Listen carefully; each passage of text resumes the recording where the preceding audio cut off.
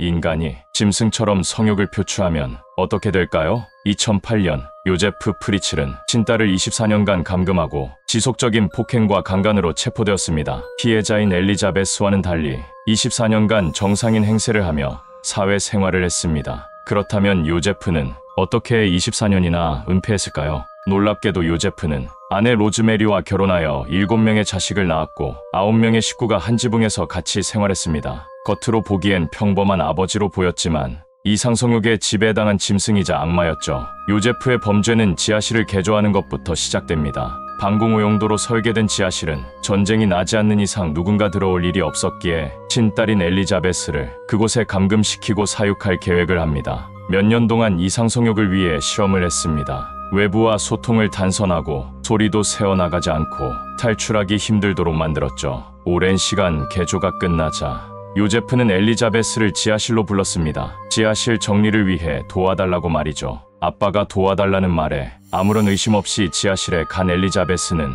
그대로 지하실에 갇혔습니다. 그렇게 지옥 같은 지하실 감금 생활이 시작됐죠. 처음으로 엘리자베스에게 시킨 것은 바로 편지를 쓰게 하는 일이었습니다. 편지의 내용은 전 어느 사이비 종교를 믿게 되었어요. 집을 나가 생활할 것이니 더 이상 찾지 마세요. 라는 내용이었습니다. 엘리자베스는 그 편지를 쓰면 사람들이 더 이상 찾지 않을 것을 알고 있지만 감금된 채로 구타와 협박 속에 그녀의 선택지는 없었습니다. 편지를 들고 나간 요제프는 경찰에게 딸이 실종되었다고 신고했고 딸을 납치한 악마는 딸이 실종되어 슬퍼하는 아버지라는 가면을 썼습니다. 아무런 의심도 받지 않는 요제프는 일주일에 2~3번씩 지하실로 내려가서 음식을 공급해주며 엘리자베스를 성폭행했습니다.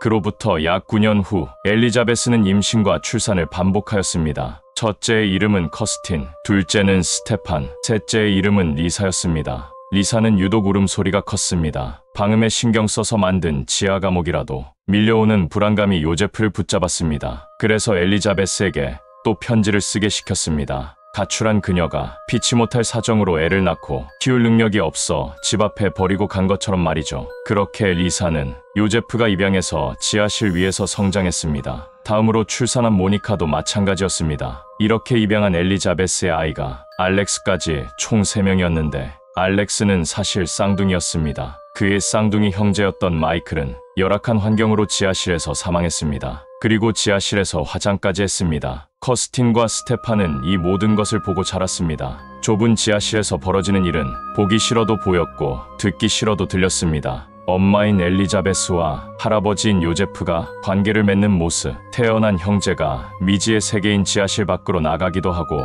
병에 걸려 눈앞에서 죽고 화장당하는 모습까지 말이죠. 2008년 4월 19일 영혼을 갉아먹힌 첫째 커스틴은 혼수 상태에 빠지며 극심한 통증을 호소했습니다. 엘리자베스는 커스틴을 병원에 보내도록 간곡했습니다. 요제프는 어쩔 수 없이 병원에 데려갔습니다. 19년 만에 인생에서 처음으로 지하실이 아닌 세상을 봤습니다. 이 첫 외출은 요제프의 꼬리를 밟았습니다. 병원에 간 커스틴은 주민등록조차 안 된 세상과 단절된 사람으로 병원에서 그를 의심하기에 충분했습니다. 경찰을 불러 요제프를 조사했는데 이때 요제프는 무척이나 크게 동요했습니다.